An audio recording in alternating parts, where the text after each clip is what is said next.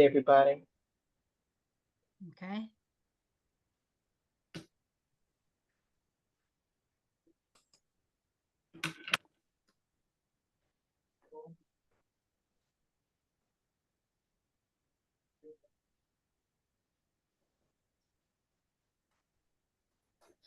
Okay, I think we're ready to go. We ran into a few technical difficulties here, but we're ready now. So good afternoon, everyone, and thank you all for joining us for today's a month of service presentation of property taxes, exemptions, and payment options. My name is Nia Murray. I am the programs coordinator with Neighborhood Recovery Community Development Corporation, and we are one of the partners in the a month of service collaboration. Also included is the City of Houston Department of Neighborhoods. And joining us as presenting partners, we have the Harris Central Appraisal District and presenting on behalf of them, we have Ms. Mabel Menifee. Also with the Harris County Tax Assessor Collector's Office. Um, I'm sorry, we've got other people that are still being admitted. With the Harris County Tax Assessor Collector's Office, we have Ms. Vicky Tatsura, who's going to be presenting for you all as well today. But in addition to that, we also have the Earl Carl Institute, Texas Legal Services Center, Lone Star Legal Aid, and Houston Volunteer Lawyers that are also partners in the partnership. But just to kind of give you guys a little bit of a background, the eight partners that you see here, we all make up a month of service, and a month of service is a collaboration of all of us coming together on a monthly basis and offering a variety of different workshops, resources, and information to the community relative to asset building, asset protection, and the maintaining of generational wealth.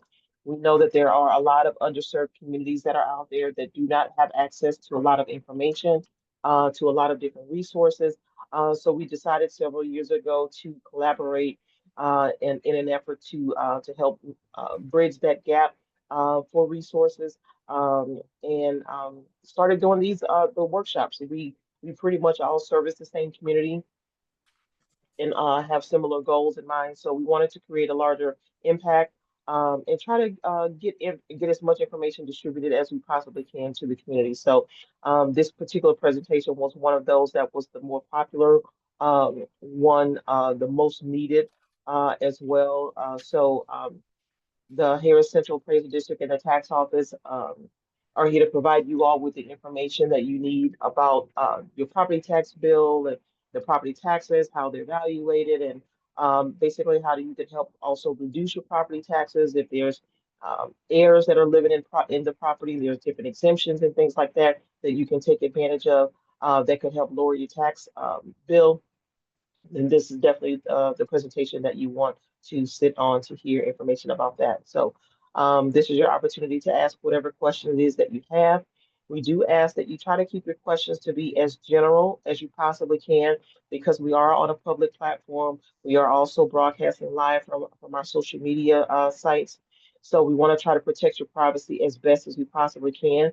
So we ask that you try to keep your questions to be as general as you possibly can so that your personal detail information is not getting out there for everybody to have access to. In addition to that, we also record the session. So a copy of the presentation will be sent out to you all so that you can go back to review again because there will be quite a bit of details that they get to go over. So we want to give you guys the opportunity to go back and watch that, and also to possibly share it with somebody else that may also find the information to be beneficial. So do know that you can ask questions if you have some real specific questions or need real specific information as it relates to your particular circumstance. If you put the note in the chat, there will be somebody monitoring the chat and they can give you specific instruction of where to contact or who to contact for your more one-on-one personal kind of situation. So they can provide that information for you of how to get additional assistance if it's needed. Um, We'll get to the question and answers at the end of the presentation. If you are joining us on Zoom, please feel free to type your questions into the chat. If you are joining us on our social media platforms, please feel free to type your question into the comment section, and I'll be monitoring that as well. I know that there were a few questions that were sent in advance, and I'll definitely make sure that those get addressed at the end of the presentation as well. So without further ado, we're going to go ahead and get started. And we want to thank you guys for joining us this afternoon. And again, apologies for the technical difficulties that we had here today. And hopefully, we won't endure anymore. Someone tells me that every time we have these kind of disruptions, that means the devil's trying to get this information, trying to stop us from getting this information out to you guys. So it must be some good stuff. So we're going to go ahead and get started with our introductions. Ms. Vicky, we'll have you introduce first, and then Ms. Mabel will have you introduce, and then you can just move on into your presentation. So, Ms. Vicky? Hi everyone. Oh, can you hear me?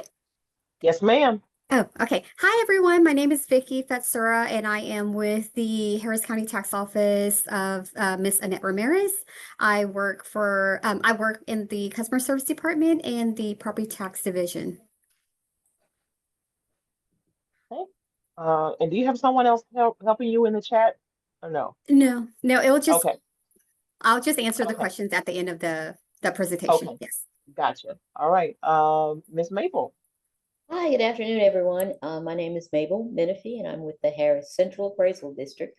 I'm in the Communications Department, and I am so pleased to be here with you today and be a part of this learning platform. I also want to introduce my colleague, Tawana Nelson, who is a senior exemption specialist in our exemptions department, where we get a lot of questions about exemptions. That's one of the primary duties of HCAT, is administering those. And so Tawana will be online to, if you've got questions you want to type into the chat while the presentation is going on, or will be available to answer those questions at the end of the presentations. So for right now, we're going to jump into some information about HCAT and about our processes. So if you'll just give me a moment to share my screen. All righty, and show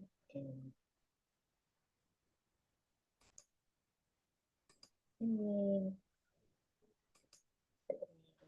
presenter view. How's that, Nia? Got it. 1, 2, 3. Yep. All Yep. right. You're good. You're getting good at this.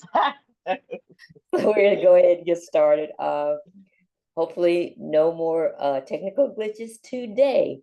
So we're going to talk a little bit about the role of appraisal districts in the property tax process, and a little bit about how to protest your value, because that's something that as a homeowner, you have every right to do, and it's important that you know a little bit more about the process to kind of help you make a decision as to whether that's something you want to do. And then, of course, we're going to talk about exemptions, which are if you are living in your primary residence and you own and occupy that home, then certainly you want to make sure you're taking advantage of the exemptions that are available to you as a homeowner.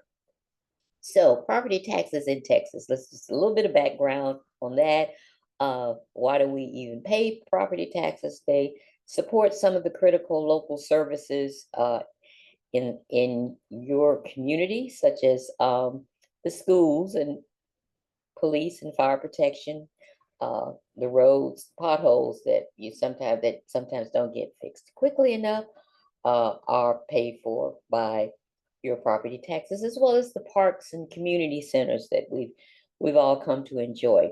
Now, it's important to note also that property tax laws in the state of Texas do originate with the state legislature. Appraisal districts like HCAD are responsible for administering and carrying out the laws that are made through the state legislature.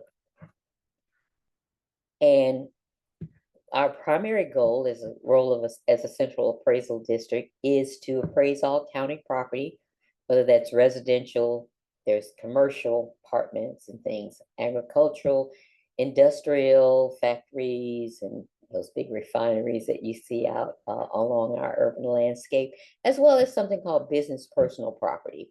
We are required to do so at 100% of market value each year. And that value is based on the condition of that property as of January the 1st of each year. So again, in addition to administering exemptions, we do something called certifying the appraisal roll, which allows all of the taxing jurisdictions to set their rates accordingly. Now, one of the reasons that appraisal districts were created is that prior to the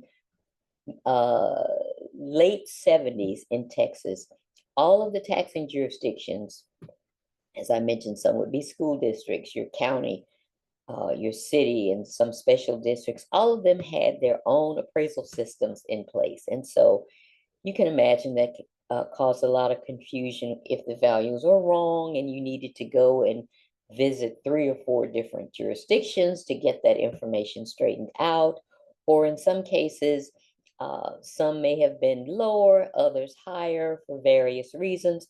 Well, central appraisal districts were established in each county in the state of Texas to provide that value, and then provide that to the taxing jurisdictions, which then use that to calculate property taxes based on their rates. So one thing I want to point out in what I just said is that HCAT does not levy taxes, nor do we collect taxes. Our primary responsibility is to value the property. And then that information is used by the taxing jurisdictions based on whatever tax rates they set to calculate your tax bill.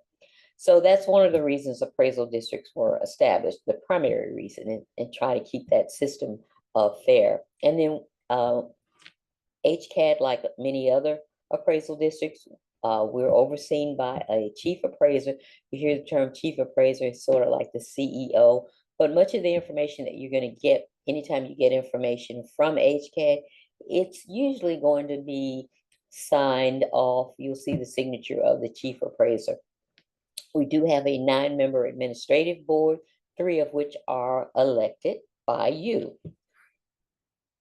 The appraisal calendar. I mentioned to you about January 1st being the date on which the condition of your property is appraised.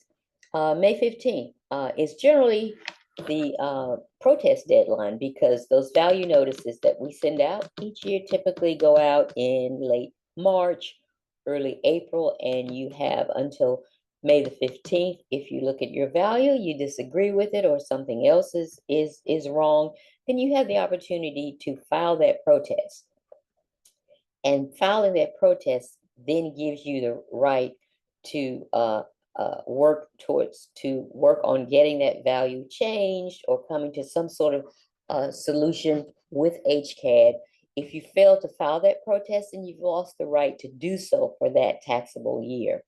I mentioned May 15th as the date. However, sometimes those appraisal notices may go out a little bit later than, say, April 16th or so, or later. So you always have 30 days from the date of that notice, whichever one comes later, to file that protest. And then, of course, as part of the tax calendar, generally starting this month and early next month through the end of November is when the tax bills are mailed. You receive your bill, and then, of course, you have until January the 31st to pay the tax bill for that year. After that, beginning on February the 1st, those taxes do become delinquent. So HCAT appraisals, what we do in terms of required to be at 100% of the market value, and that's something that the state requires, and we are tested on that. Each year they conduct their own the state conducts its own market value study to ensure that we're in compliance with that mandate. How does HCAD conduct it? We can't go out and appraise each and every single property like a fee appraiser might do if you were trying to sell your property. We can use a process called mass appraisal, and that value for your property is derived from the sales of similar properties in your area. Now that's a formula. Those are the kinds of things that, if you're more interested in you really want to participate in the process of protesting, I will tell you that beginning in each spring, as the value notices go out, we start a series of workshops that are basically geared toward information on how to protest, what our values might be based on. So a lot of specific information that you would get, and it's not delivered by me, it's going to be delivered by our valuation analysts, as well as our senior appraisal staff, the folks who are actually doing that job, will have a series of workshops, usually between late March and mid-May, just prior to the protest deadline. And those are always going to be posted on our websites. We're always looking for places. We either do them virtually, and we also try to do them in person at various spots throughout the county. So I'm just putting that out there. If you have a community that is interested in having a protest workshop, then feel free to contact us next year, usually around February or so, and we'll be happy to try and get you on the schedule. We are responsible here in Harris County for 1.9 million parcels. So those are the parcels that we appraise. And we also, believe it or not, my slide says over 500 taxing jurisdictions in Harris County. I recently heard that it's now a little bit over 600. With the county growing, you'll see different jurisdictions, MUD, special districts, water districts, etc., established. But we serve all of those. Depending on where you live, you typically may only pay to 4 or 5, if that many. But depending on where you live, they are different. So, we serve all of them. Another thing that's important to know that here in Texas, sales information, providing, disclosing how much you actually paid for property is voluntary. People, buyers or sellers do not have to provide that information. We work with as much information as we can get to value those properties. However, if you are a new homeowner, you typically, or planning to buy a home, you will typically receive a survey from us asking if you would provide that information so that we can better serve the community in terms of valuing property equitably. So what determines your property value? Typically, we say 7,000 neighborhoods. And this is one of those things that this kind of shows you what the things are that our appraisers will really dig deeper into as we get into those protest workshop series in the spring. But typically, just kind of a quick look at how your property value is determined. Homes are divided up into neighborhoods, and that doesn't necessarily mean the street, excuse me, the street behind you. If that property might be a little different, but it could be similar properties nearby that your value is based upon what those may have sold for. The condition of the property. Obviously, some properties that have been newly remodeled, recently remodeled, may go a little bit more than those that haven't. And again, the recent purchases, and of course the amenities. If you have a swimming pool, that's going to add value, depending on the square footage, of course. Bottom line, however, is that if you are interested in protesting, you are the expert in determining what's wrong with your home, what you could and couldn't sell it for based on its condition. So that's one reason it's important to consider if protesting is something you want to do. This is just a quick look at that annual value notice that you get from us each year in the mail, typically, or you can opt to have it sent to you electronically on our website. Important to remember is that number up in the right-hand corner, that iFile number. That's the number that you can use whenever you want to file your protest, or you need some additional information about it in terms of when your hearing might be scheduled, that sort of thing. You can, as I said, conveniently file that protest online. And again, another thing that is important to remember, and I will say this again later on in the presentation, is that your protests are going to be based on the market value of your property. The market value being that value which HCAD determines each year. So on that notice, you do see your appraised value and your market value. So the appraised value is actually the amount on which your tax bill is going to be calculated. Now, that appraised value could be the same as the market value, particularly if that home has no no type of exemptions on it, and it's been protected by something called the 10% appraisal cap, which means in some markets, when property values are rising rapidly, and we've seen that recently in terms of them going up 15, 20, 25% in 1 year because they're a hot market and people want to buy property in that area. If you live in that area, you're going to be protected in as far as your property tax bill is concerned, because your value can never increase more than 10% in any given year, because you have an exemption in place. Now, the market value, the one that HCAD determines, is the value at which a property would sell for a willing buyer, would sell for to a willing buyer on the open market. In other words, how much someone is willing to pay for your property in one of those open market arm's length transactions. So it's HCAD's primary role to establish that. Now, I said I was going to repeat this again. It's important to remember when you file that protest, that the protests are going to be based on the market value. However, your taxes are going to be calculated on the appraised value. So you may hear some folks say, well, I protested, but it didn't lower my taxes. Well, that's because even though you may have had a successful protest in terms of having your market value lowered, it did not fall lower than your appraised value. So your tax bill did not change. It gives you a leg up perhaps on the following year, because you start out with a lower value, but it's important to remember that your protests are going to be based on that market value. That is what you are protesting, not your appraised value. So again, we were talking about the annual value notice. I did want to call to your attention that on page 2 of that value notice, there is some additional information that should be very helpful. You're going to see your previous year appraised value. It's also going to show that land value and that improvement value.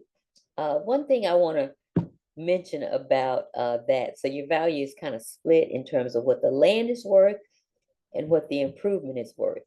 And they use a lot of terms in real estate that can sometimes be confusing to the average homeowner.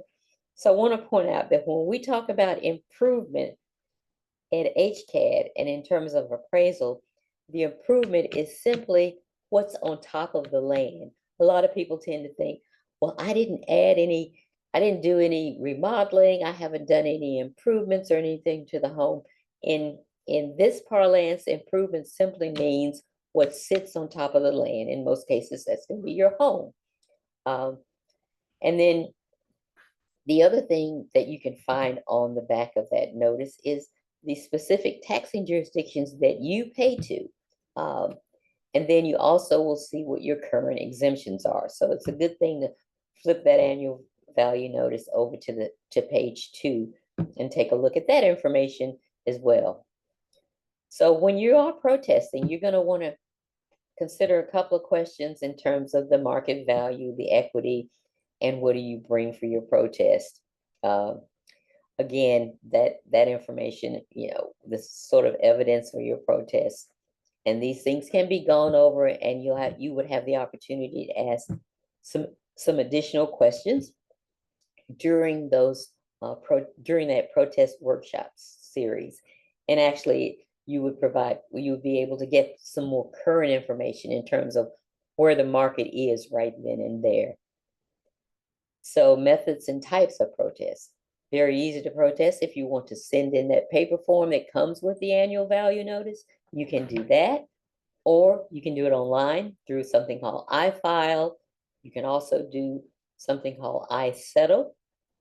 You also have the opportunity, if you choose not to do iSettle, to come in and speak directly with an appraiser or valuation analyst in something called an informal hearing. And that's an opportunity for you and HCAD to kind of get together to decide if an adjustment or change should be made to your value.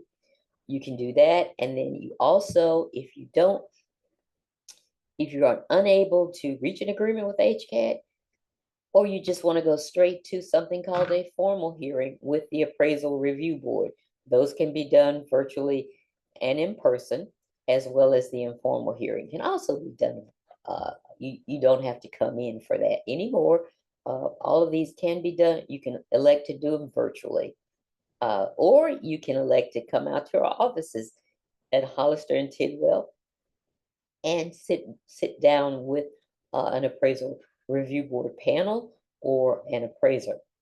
So some additional methods, if you aren't satisfied with the outcome of your formal hearing, you have other options, which include arbitration and legal proceedings. So, and then after you file a protest, you will get additional information from HCAT. Look for that. It's not like you would say, well, I filed a protest, so how do I even know what information you're using HCAT to rebuke it?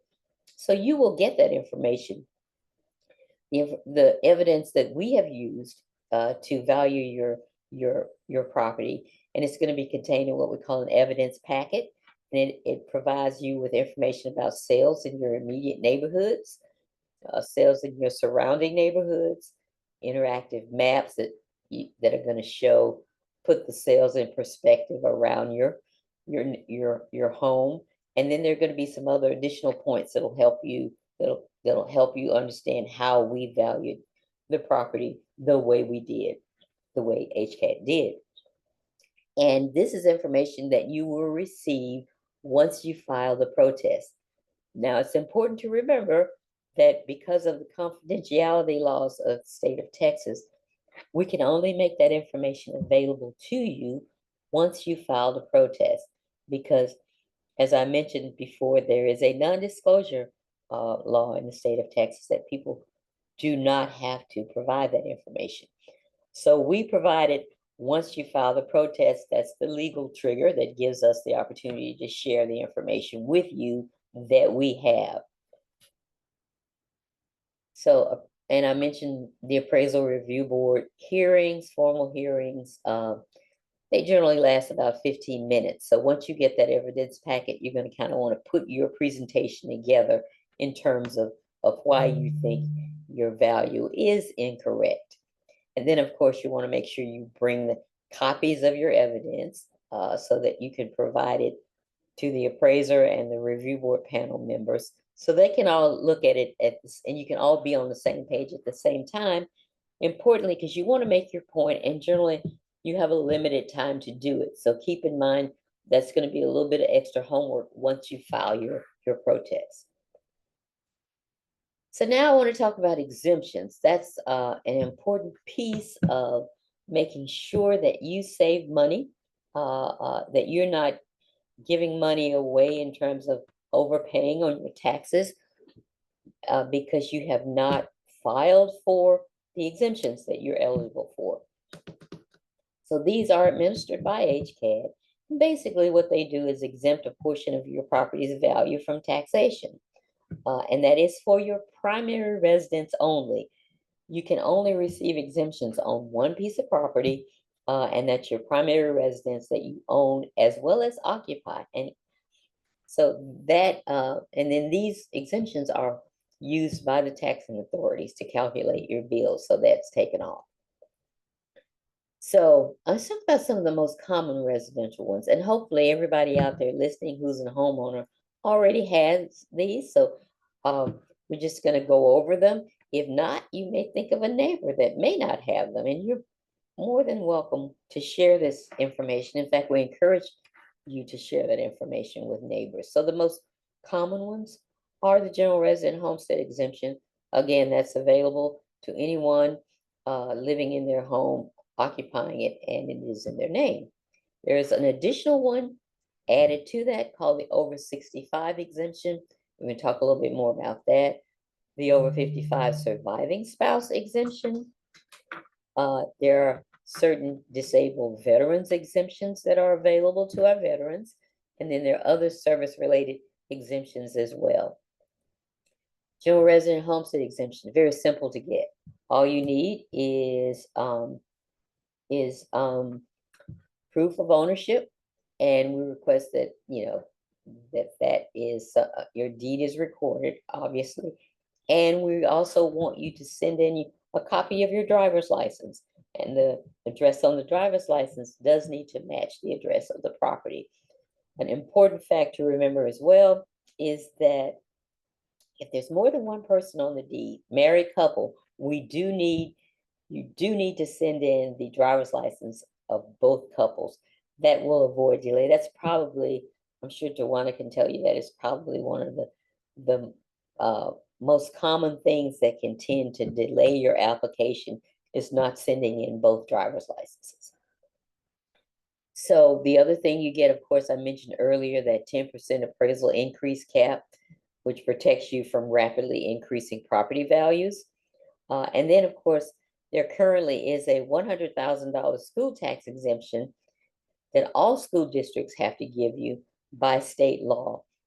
And that basically, that means that if your home is worth $300,000, your school taxes are going to be based on only $200,000 of that value. So that's how exemptions work. And again, other exemptions just really sort of depend on where you live and what may be offered by the various jurisdictions that you would pay taxes to. Your city, county, special districts, many of them have additional exemptions. You'll just need to check those out. If you're planning on moving into a specific area of town, you may want to check out what exemptions are being offered by the taxing jurisdictions in that area. So I also wanted to mention something called the immediate resident homestead exemption that just went into effect a few years ago. It used to be, remember I mentioned January the 1st as a magical date for HCAT in terms of valuing your property based on its condition on that date. Well, that used to also apply to exemptions. You were not able to, until you passed that January 1st date as an owner, you weren't able to apply for your exemptions. However, now you can apply for them as soon as you buy the home, and they will be prorated based on the month that you moved in. You do have to apply within that first year of moving in, however, or you lose that opportunity. And it's also important to point out that the immediate resident homestead exemption is generally good for new homes or homes where the previous owner did not have exemptions. Say maybe it was a rental home or something. If the previous owner, if you buy a home that was already lived in, if the previous owner did have exemptions, then you will most likely benefit from those exemptions that were already on the home. And then that next year, once you apply for your exemptions, then those kick in based on your qualifications, not the qualifications of the previous owner.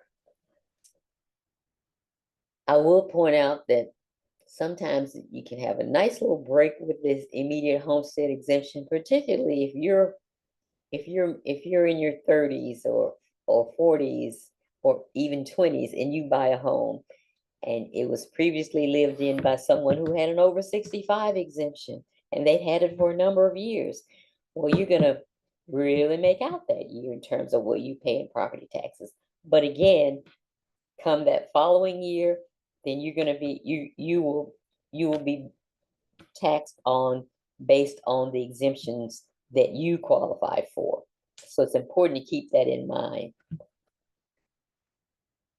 So over 65 and disability exemption. Some people tend to think tend to overlook this one. Please don't, because once you turn over 65 or you become disabled, you have a whole new set of benefits that are available to you. And you qualify for those the entire year that you turn 65. So even if your birthday is December 30th of this year, you're going to get that all of those disability exemptions for this year. It is important to remember that we do ask that if you are turning 65 that year, that you wait until at least a month or two before you turn 65 to apply for those exemptions, so that we would not have to go back and verify those again in a few months. So it's important that you do that, that you do it within that 2-month or so window.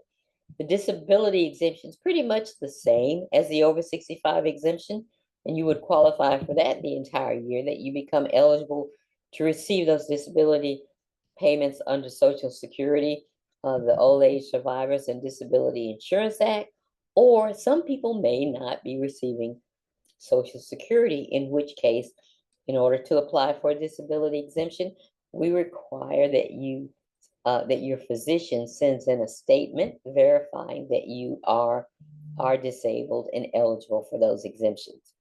That physician statement can actually be found on our website, on our landing page under forms. So what are the additional benefits for that exemption? They are basically the year that you turn 65, your school taxes freeze, or ceiling, or limitation. There's several terms, but basically what it means is that your school taxes are frozen at that amount going forward. Now, can they change? Yes, they can if you were to move, or you were to make some substantial improvements to the property, like you added some square footage to the home, you built something like a swimming pool or tennis court in the backyard. Well, that's going to increase your value. So what happens there is your value may be reset, and then it is frozen at that new amount based on the increased based on the value added because of those changes. But as long as you make no changes, it's going to stay the same. It can go down if the property value in your area falls. But hopefully it keeps rising, because home ownership is also an investment, right? So it will stay the same. So you're also eligible for certain things called like a tax deferral, as well as being able to pay taxes in installments without penalties. Vicky's going to talk a little bit more about those in just a moment. But you also maintain your general resident homestead exemptions.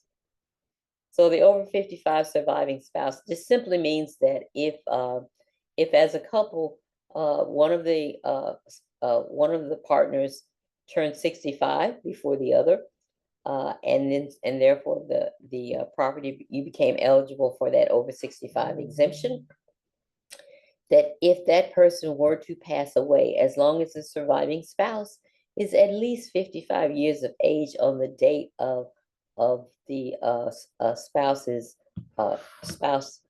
passed away, they will maintain all of those exemptions. It's an important thing to remember.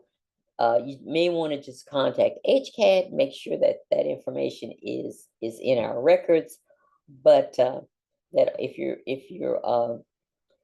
over 55, then you would maintain, and your spouse passes away, you can maintain those over 65 exemptions.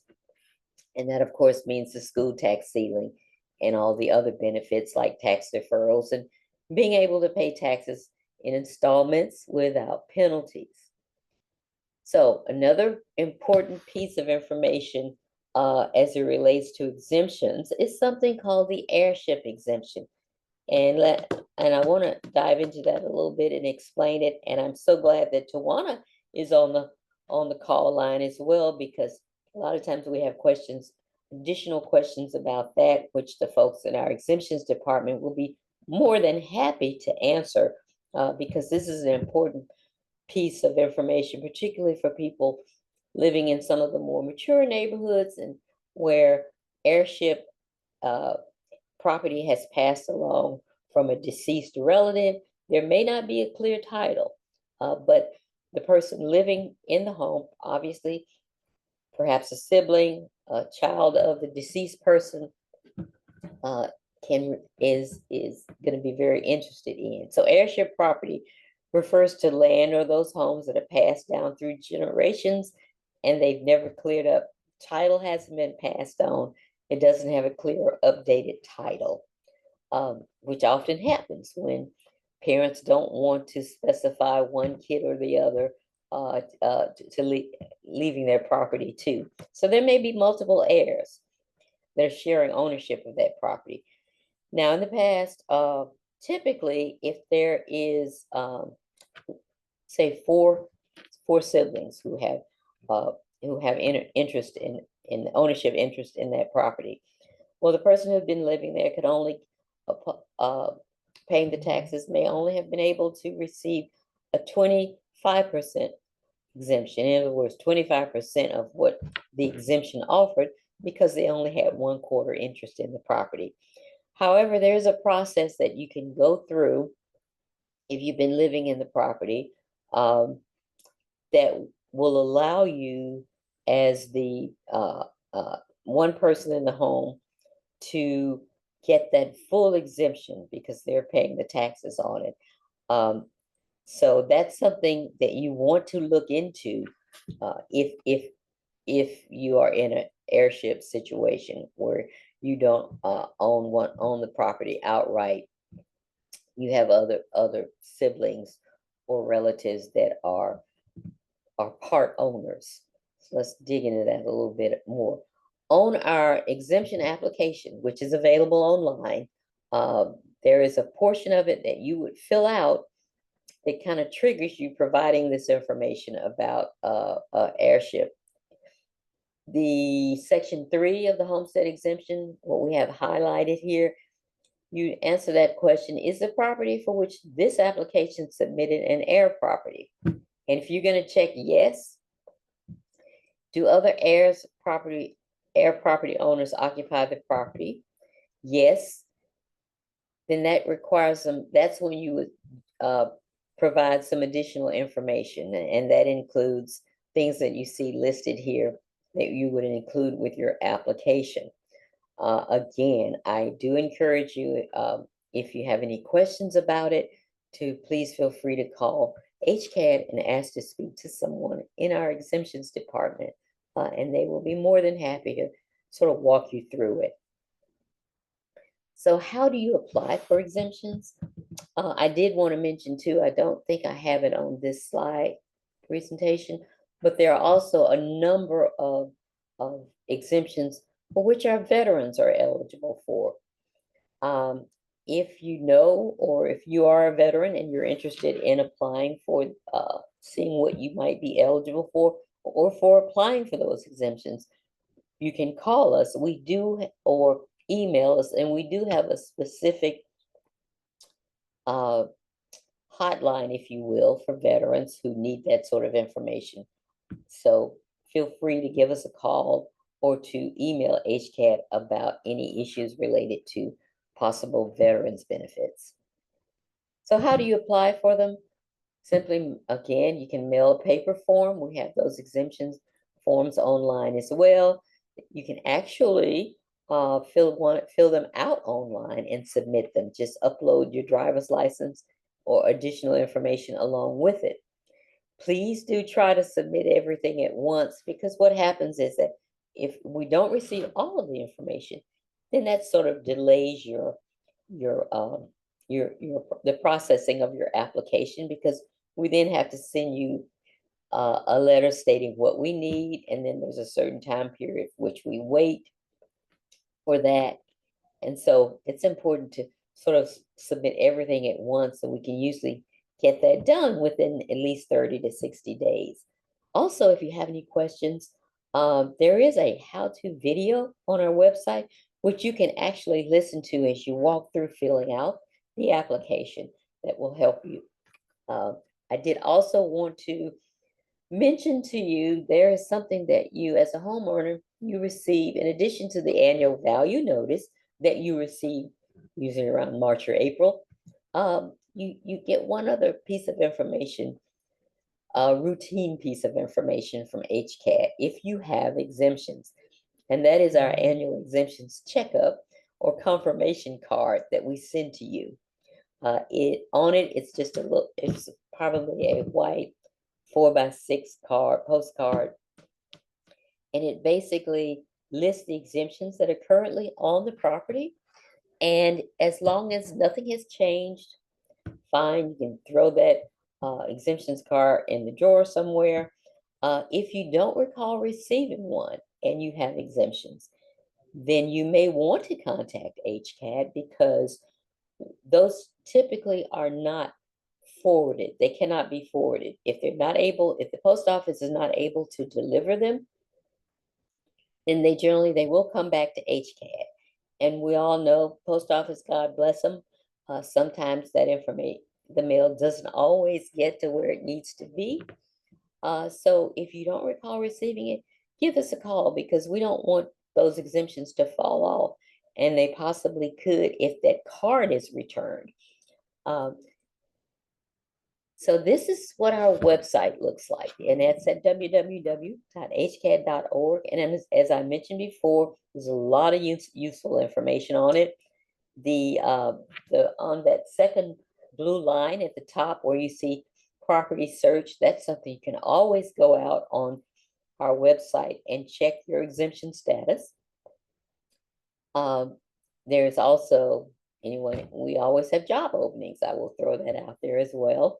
And then there are certain, and I think the fifth or the sixth one over is the forms, which you can click on and download pretty much all of our forms are downloadable. And most of them, many of the popular ones at least, are fillable online. So you can just fill it out and turn it in that way.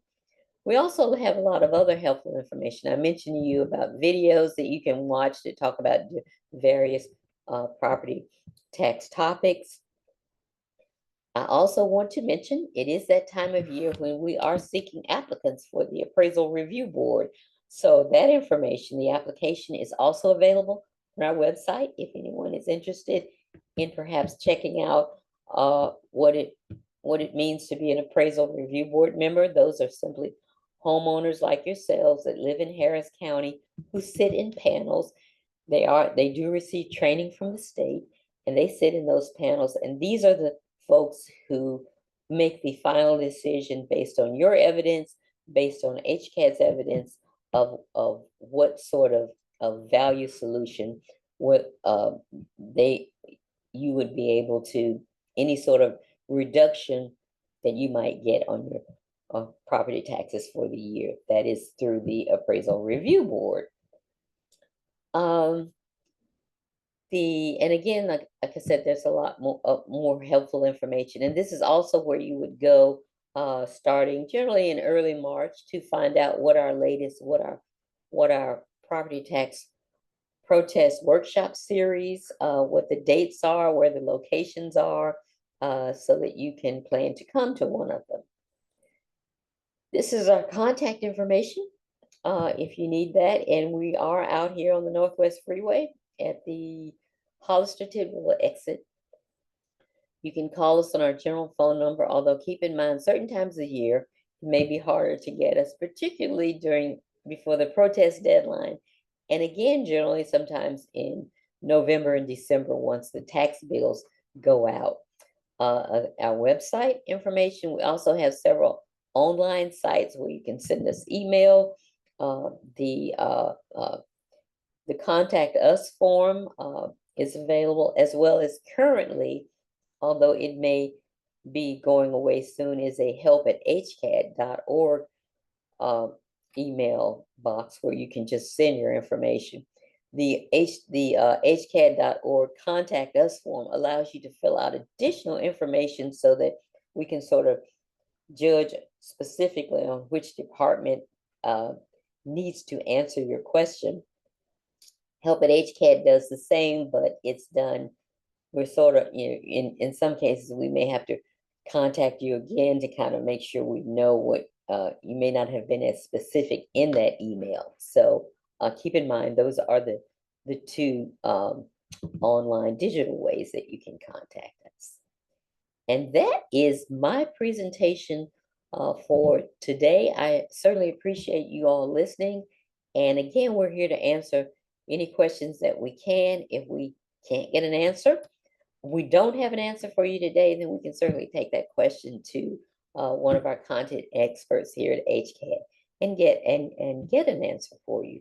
So thank you very much. And I am now going to turn it over to the tax office that will talk a little bit more about, we work in tandem, but they sort of are the collections and payments processing, calculating part of the property tax equation. So right now I'm going to turn it over to Vicky. Thank you so much for listening.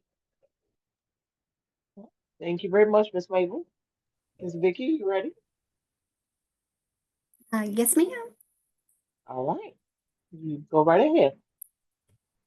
I see that there are a couple questions in there, but we'll get to the questions that are in the chat in just a bit.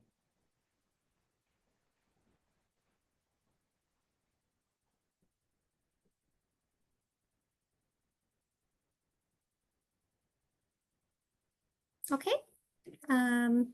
Does my screen look okay? Yes, ma'am. You can go ahead and put it in presentation mode. Oh,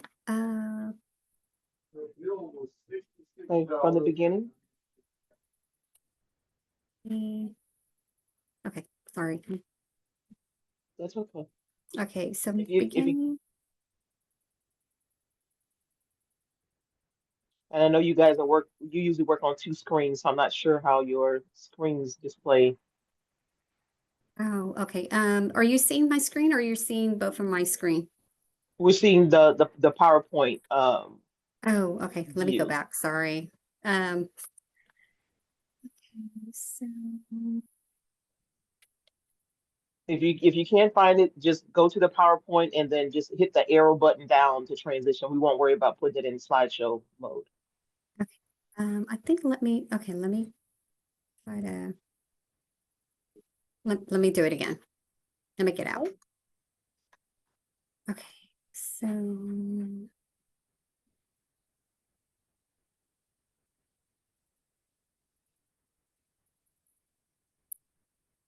Okay, now you're good. okay, is it good? Yes, ma'am.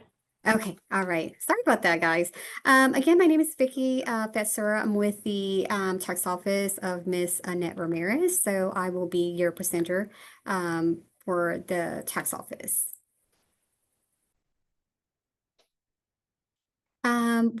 Beginning of this year, Miss Annette Ramirez is our newly elected tax assessor. A little bit something about Miss Ramirez is that she previously served as legal counsel for Aldine Independent School District for over 23 years. She oversees the district's in-house property tax collection, litigation, and various real estate matters. Ms. Ramirez attended Texas A&M University at Galveston and earned her law degree from South Texas College of Law. She was born and raised in El Paso, Texas, to Mexican immigrants.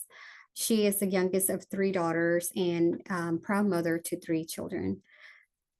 Oh, I'm sorry. Oh, okay. So the responsibility for the Harris County Tax Office is that we collect property taxes for over 80 jurisdictions or tax units in Harris County, along with other special taxes and fees.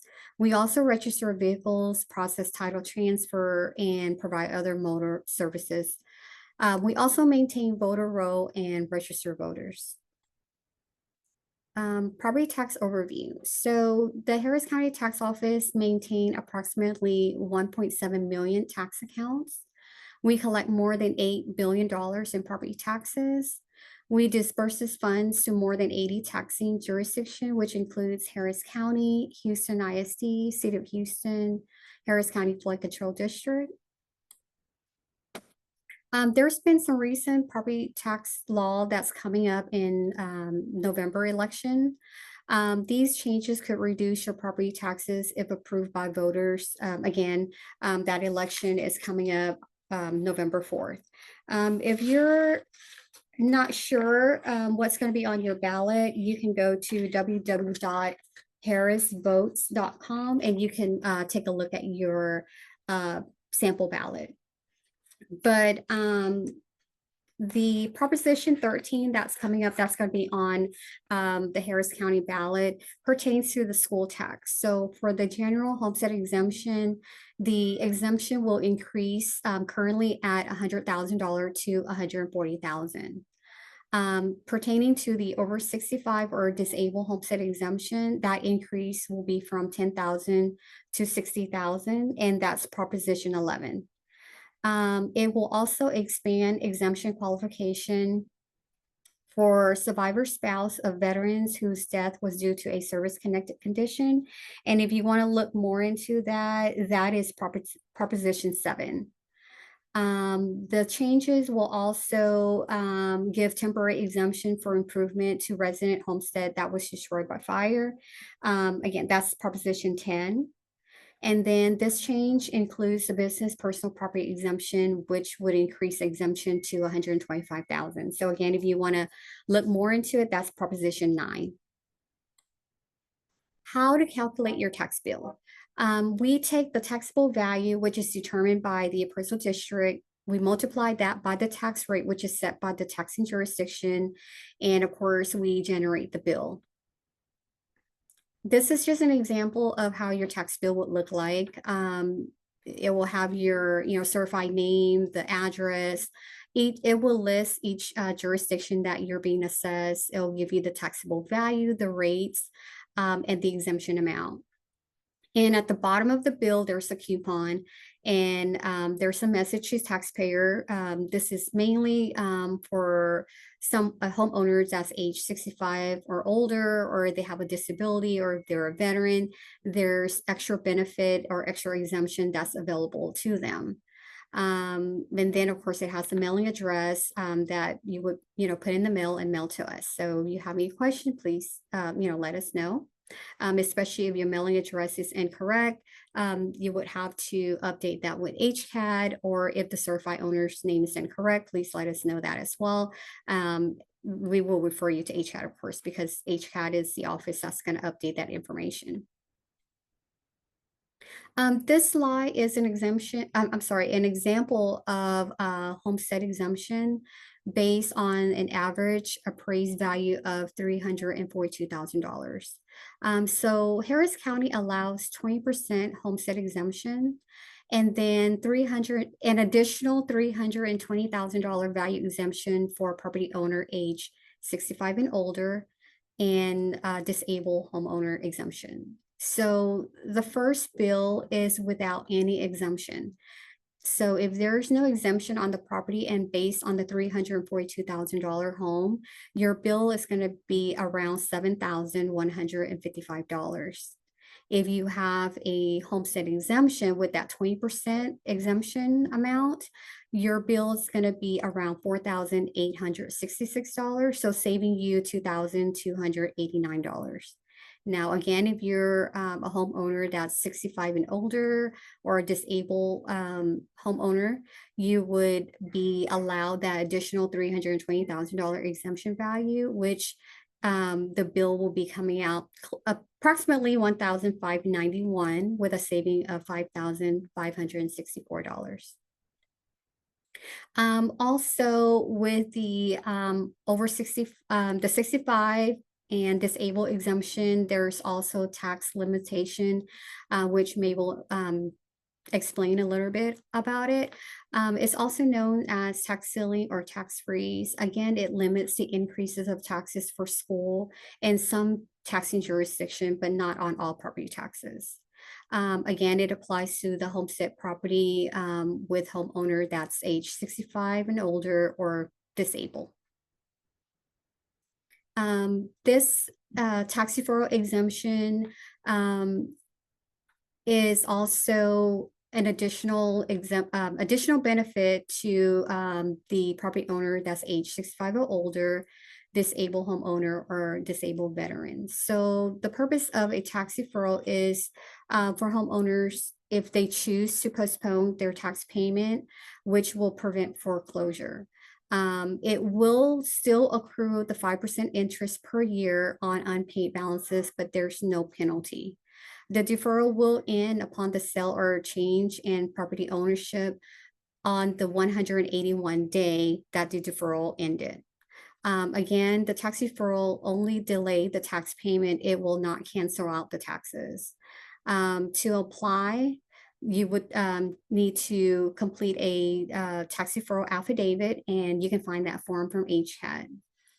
There's an important note. If you have a mortgage on your property and if you're interested in the tax deferral exemption, please consult with your mortgage company before submitting your tax deferral request, because most mortgage companies do not recognize this exemption, or they do not allow you to have unpaid balances on your tax due to, the financing of the property. We also have quarterly payment plan.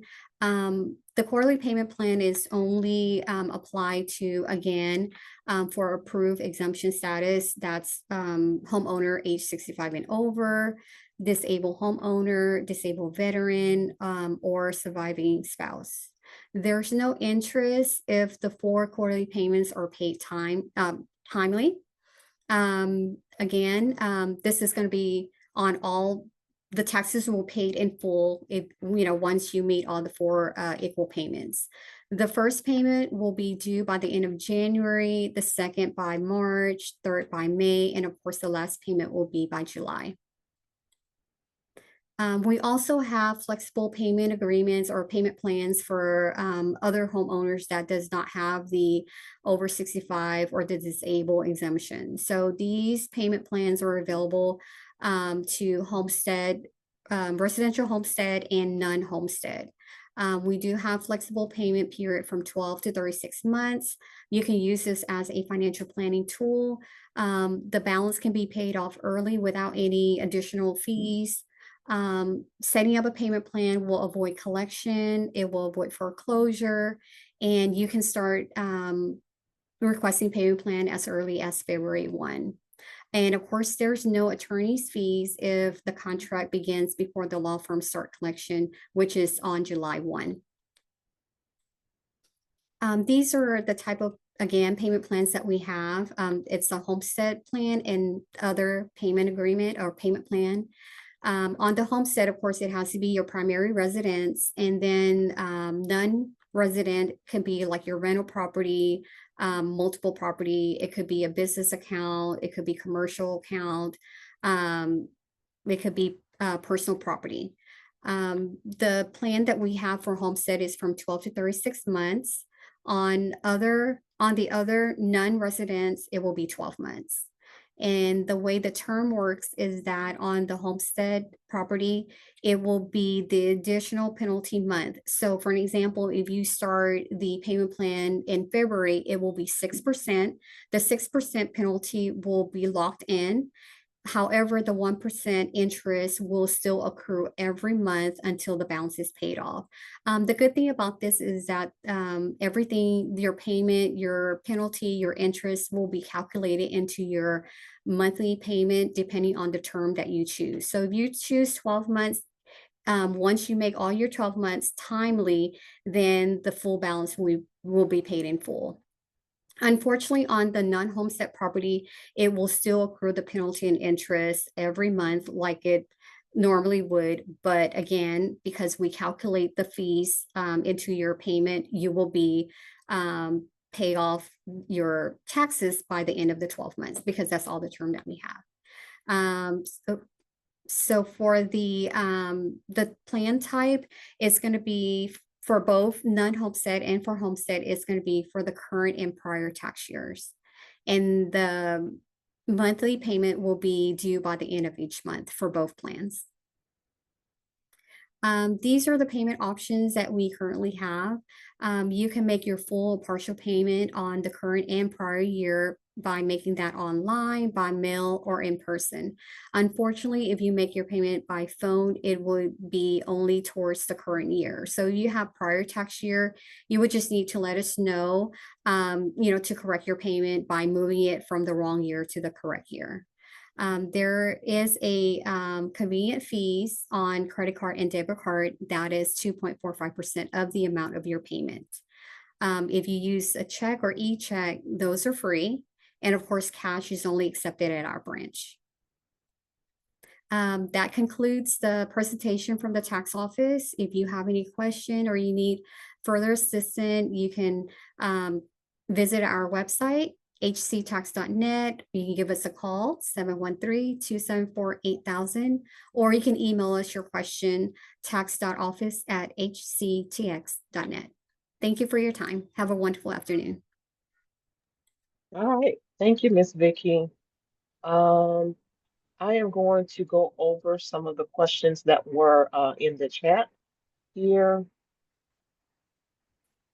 And I know some of them were already answered by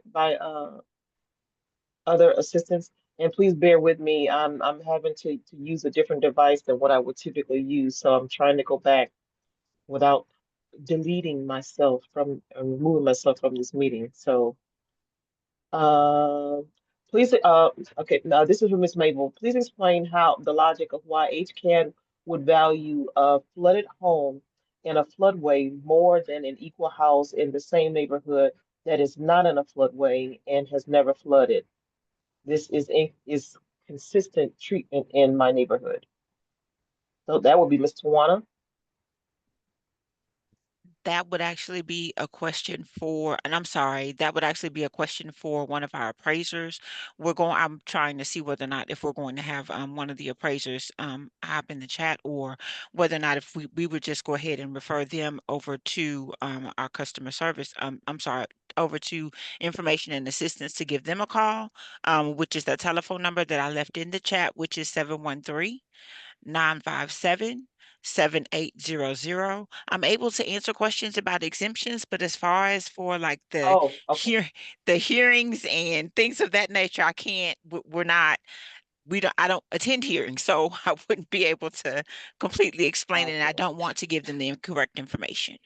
And I'll also add, Um, that was me, an attempt to at least give some information about that, because I know I've heard that frequent complaint before. And again, I can't speak for their particular property, but I will say that because of the increased ride that Harris County has been on, in some cases, those homes that it doesn't matter if they've been in the floodway, because of the hot market, those values have continued to stay the same or increase. And that's something I would encourage that person to protest if if they have additional information or comparable sales that show that other similar homes are being sold at a lower value, or maybe they have unresolved repair issues from those floods, and that's something they're going to want to bring that we would not know about that are inside the house. That's definitely something they want to bring to HCAD's attention by filing a protest. okay. Another question here. The other day, I saw a parked car with a Harris County Appraisal District sign on it near my house. I asked what they were doing. I was told they aren't appraising the property, only asking homes if the property is still the same as listed with the appraisal district or has it changed. Um, do you do that, or is there probably something fishy going on? Is that what they generally do? Um, I'm sorry, I was talking with my mute on. I do know from experience that our appraisers do go out to do field checks periodically, so that is a possibility, and definitely so if they have because we have what is it, the thing that sticks to your car.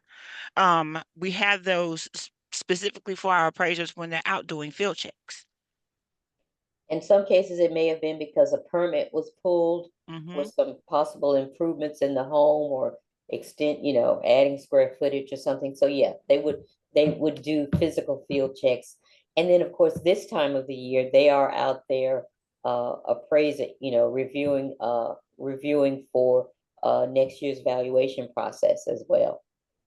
So this time of year in particular, you're subject to see HCAD folks out. In a lot of cases, they're going to have on their jackets as well. They like to wear those just to make sure that in case you don't see the car, you can see what they're wearing, that they're HCAD appraisers. Okay. What is the difference between the tax deferral and a tax freeze? A tax deferral defers the amount due for your tax bill. You will not incur penalties, but you will accrue interest at 5% of the past due amount. You may take you with the deferral, you can make the payments, as you have the ability to. Um, as far as a tax freeze is specifically for the school district. The year that a property owner turns 65 and that exemption has been applied to their account, or if they're disabled and that exemption has been applied to their account, then the school district sets what is called either a freeze or a ceiling, which is an amount that your school tax bill cannot go over. Now, that's only for the school district. All of the other taxing jurisdictions will change as far as for what it based on what your appraised value is. But and that stays on the property until either the property owner moves or something else happens, like if they pass away or something of that nature and they don't leave like a surviving spouse. Okay. Another question here. Please explain what we should expect at an ARB hearing. For the past 5 years, despite the requirements to upload documents, they have not seen they have not seen them and do not look at them whether it is in person or online. Do they also have been sliding or siding with the appraiser without discussion or counter questions to the taxpayer? Our voice is not proof is our voice and proof is not being considered. Is that one that you have? I don't see it. Um, It's in the yeah, chat. it's in the Oh, chat. okay. I don't see that.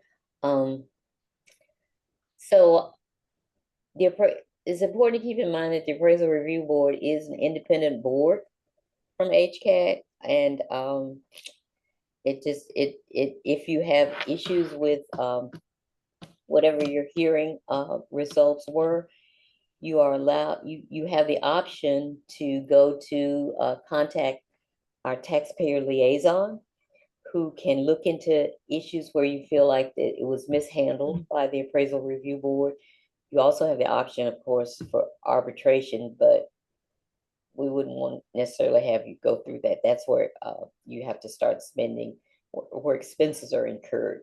But I encourage that person, if they feel like their hearing was mishandled, that they would go to the taxpayer liaison.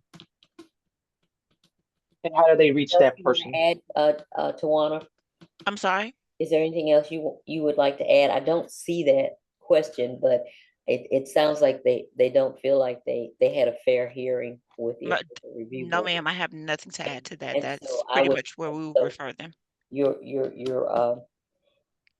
option there, I would say, is to contact the taxpayer liaison office. This particular person does not work for HCAT either. They work for the HCAT board, and they're responsible for looking into those sorts of issues. And that information is available on our website too.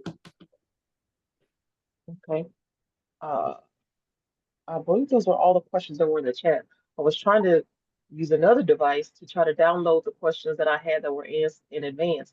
I know I do recall seeing one of the questions about the heirship exemption. If there are multiple heirs for a property, but only one of the heirs is actually living there, and they are also over the age of 65, Mhm. are they only getting an heirship exemption, or is that different?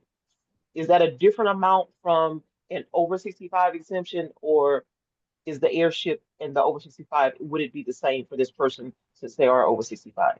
It's the same exemption. It's just how we enter the information in the system and the fact that we have the Okay, documentation that proves that they're an heir, which will allow them to obtain the exemption at 100% instead of that either 50% that they own, or that they own, or the 33%. It just what happens is when we enter the information in the system, we'll make sure that we put that this is an heir property, so that way we have the justification of giving them that 100%. okay, good deal. I believe that is all. And I do apologize. I'm again more technical difficulties. I can't get into where there were other questions that may have been sent in. So I do apologize. If it's not, if any of the questions that were sent in are different from what's already been covered, I'll make sure that I'll include that on an email and I'll send it to you guys so that you guys can reach out to them and address those particular questions. But I don't have any other questions at all here. Mia, As I, far I have one thing that came to mind as a result of the yes, last question. yes, And ma'am. if there are, how are you guys doing? You're doing a great job, by the way, before I jump all in. Good, good. I had a question regarding that. If you have multiple heirs, and it sounds like each heir is responsible for their particular percentage of the taxes, one heir lives in the home. Mhm. How are the other heirs actually billed? How does that work? There's on, oh, well, as far as for the exemption portion of it, if there's one person that lives there, then we would place that exemption on their account. As far as for the tax bill itself going out, the tax office is just going to send out one tax bill per year, if I'm not Yeah, that's what I mistaken. thought. That's right. That's what I thought. So they would Yeah. just Okay. split it amongst Well, themselves. Mhm. we would send it to the certified name that's listed on the property or on the property. So it may still have the name or the estate name, and then Miss it'll have Miss that Miss heir. Vicky, I don't know if your mic is too loud or if you're on the phone or have two different devices open, but it's really loud, kind of squeaky. Oh, okay. How's this? Still, It's the same. It's still this. I'm not sure I'm using the office laptop because my desktop doesn't, I mean, I can't do anything on my, that's the reason why I'm so lost using somebody else's. But you said it's loud? But you're not using the phone either. No, You're not, no. Usually you get that noise, that feedback when like a it's a background? Oh, microphone. like Yeah. I'm not sure, but okay, And you were clear a while ago. okay. Is it better or is it still loud? It's still the No, same. it's still the But same. go ahead. Yeah, so I was just saying that the bill that we generate is gonna go out to the name and the mailing address that's listed, with HCAT. So whatever name and mailing address that's listed on the tax roll, that's where the tax bill is gonna go. And then from there, it will be, I guess, up to the heir how they want to split the tax bill. But again, you're right. We only send out one tax bill and it goes, to the name of that person that's listed on the tax roll. Got it. and Okay. Thank So, you. just so add, it's almost beneficial if the one person is over 65 and they're getting the exemption, and if that lessens the bill or even eliminates the bill altogether, then that's better for the other heirs. Then there's nothing to split. right, and I Right. just like to add that it's important, this particular benefit is important for a lot of people and people to understand. It allows property, so much property is lost when heirs and siblings are fighting over who's gonna pay and who's gonna do this or whatever. And having that heirship exemption for whomever is living in the home, uh, it doesn't affect the ownership rights of any of the other siblings. It just Right. gives that person a break, because more than likely they're the ones paying the taxes and keeping the property in the family. So this is an opportunity really for the entire family to benefit if it is generational property. That makes sense. Thank you. Okay. I still can't get into my system, so I believe we are just gonna kind of go from here. And again, I do apologize. I can't get back to the social media page or anything to see if there are other questions. So if there are, again, I will definitely generate a correspondence and send it out to you guys so that you are able to address those issues. But if there are no other questions, I do believe that that's about it. Tomorrow we have our foreclosure presentation, part of our foreclosure series, and that was going to be about mortgage foreclosures for regular home mortgages, home equity lines of credits, and reverse mortgage foreclosures. So if you need more information about your rights in that regards and what the process for foreclosure for any of those types of mortgages, then that will be covered tomorrow by a representative from Lone Star Legal Aid. So definitely join us for that. I'm finalizing our calendar for the month of November, so that'll probably go out with the email that I send out to you guys as well. But otherwise, be on the lookout for our November schedules that are coming up. Remind everybody about early voting has started, and voting is on November 4th. Voting day, election day is November 4th, Mhm. and encouraging, is it November 4th? Yes, Tuesday, November 4th, and encouraging everybody to get out to the polls and let your voice be heard. So, with that being said, I hope you all received the information that you needed to receive today as you attended this presentation. This is coming into November, so we are also trying to plan and schedule for 2026. So if there are any presentations that we don't currently offer that you all may be interested in, then please reach out to us and let us know so that we can keep those, take those other topics into consideration as we are planning for 2026. So, all right. Thank y'all very much. Hope y'all have a wonderful remainder of your day. You take care of yourselves. You all stay safe, and we will see y'all next time. Miss Vicky, thank you very much. You did a wonderful job. So Thank don't be you. nervous. Thank you, Miss Tawana and Miss You're Mabel. Thank welcome. y'all. I All hope you right. all Y'all have a have a good wonderful day. day. All Bye. right. Bye-bye. Yeah.